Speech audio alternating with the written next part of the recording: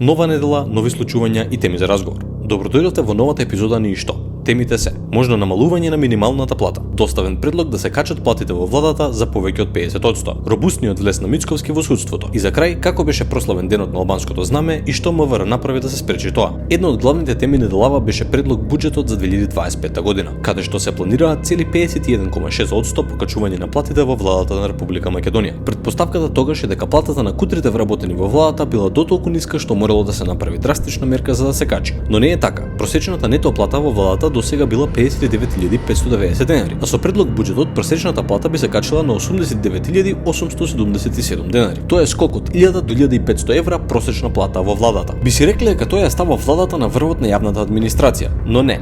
Ново формираното Министерство за енергетика и рударство, предводено од Сања Божиновска, ја надминува со просечна плата од 105.628 денари или нешто повеќе од 1700 евра. Ја представивме оваа дилема пред портпаролот на владата Марија Митова. Таа одговори вака: Дали според вас е логично вработен во Министерство за енергетика да зема нето плата од 105.000, бруто плата од 160.000 денари, вработен во влада бруто плата од 137.000 денари, а лекар да зема просек 50.000, наставник нешто над 30.000, текстилен работник минимална плата од 22.500 денари? Во однос на вашето прашање, јас не би можела да дадам одговор за тоа која е логиката или не во рамки на платите. Предпоставувам дека истите се однесуваат врз основа на закони кои што се предвидени.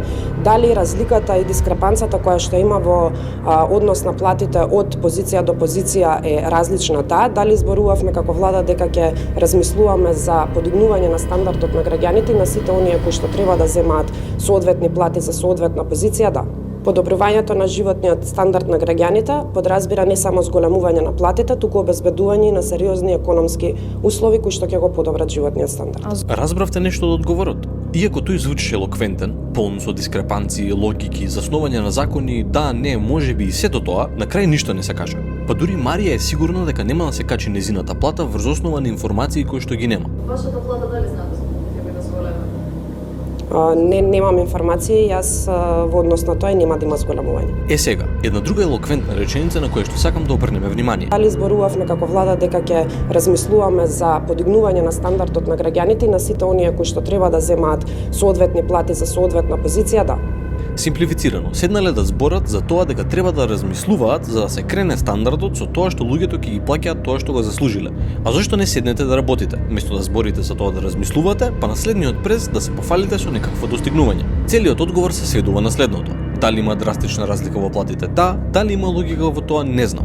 Валјда е според закон, валјда ќе збориме за да размислуваме да го подобриме тоа. Ама крај крајава платата не е најбитна. Економскиот развој не е супер. Како тоа економскиот развој е супер ако платите не се качуваат, не знам. Можеби министерот за економија ќе го има одговорот. Некој да сака да работи во приватен сектор во вакви дефицитарни гранки, кога на пример платите во влада се зголемуваат за 51%, земаат плата од 160.000, а во приватен сектор од минимална плата тока е 50.000.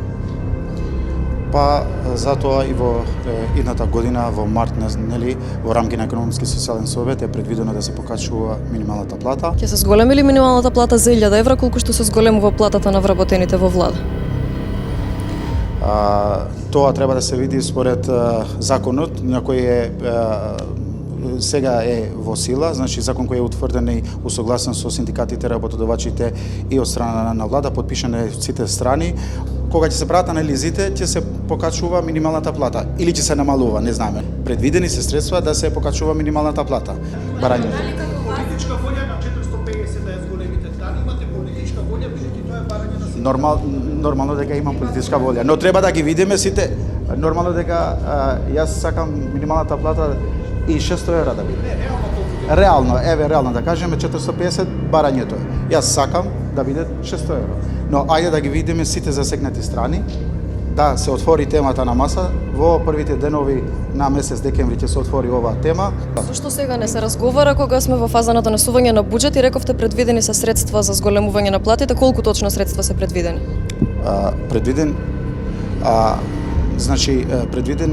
средства, не знам точно, но околу 2000 денари предвидени се средства за да се покачува минималната плата.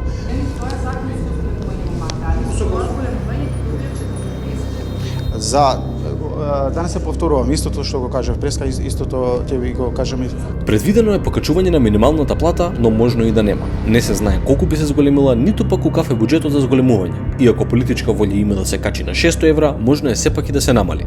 Неделава премиерот повторно беше во директен дослуг со народот. И имам разбирање за граѓаните зошто велат добро е, работите, носите ова, носите тоа и така натаму, но никако да се справите со криминалот и корупцијата и ги разбирам. Така е, граѓаните му спуштија капа на премиерот за неговите гениални кредитоземачки способности и потоа му кажаа да се сконцентрира на криминалот и на корупцијата. Тој ја разбира нивната фрустрација, но за жал судството го кочи.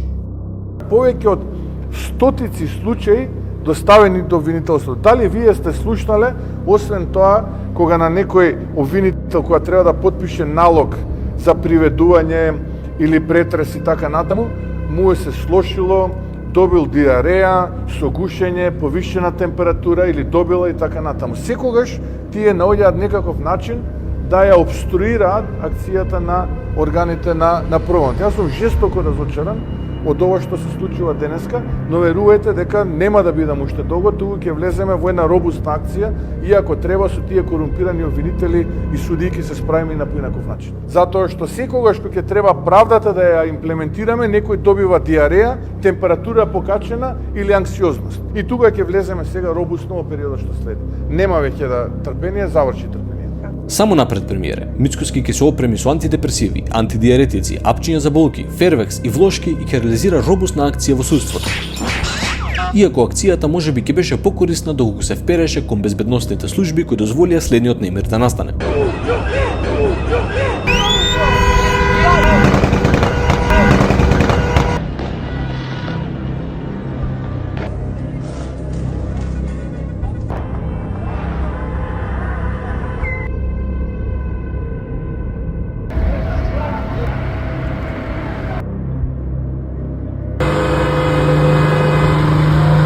Албанското знаме се прослави со тоа што македонското беше изгорено, згазено и скинато, со скандирање на УЧК, насилство, закани и автоматски оружја. Не, драги гледачи, ништо не беше прославено. Човек сигурен во своето не напаѓа туѓо. Секој вистински албанец се срами од дивљачките потези изведени од тие одроди што ги шетаа улиците. Секоја чест за тие кои што мирно и достоинствено го прославија знамето.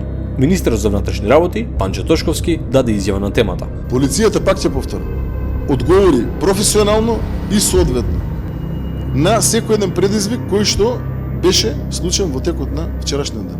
Тврдам дека беше така. Полицијата одговори професионално и соодветно. Да видиме како се снајде полицијата.